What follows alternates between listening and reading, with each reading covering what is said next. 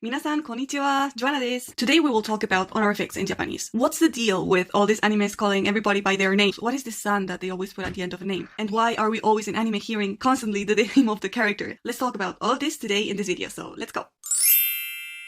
The first important thing we need to know about Japanese names is that when they tell us their name in Japanese, they will say first the family name or the surname, and then they will say their first name. For example, to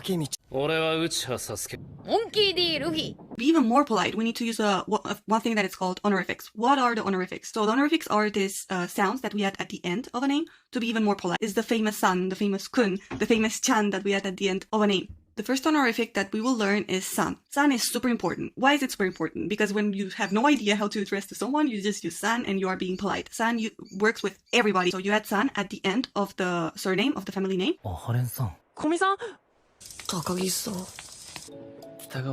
Mata ne, arigatou gozaimasu.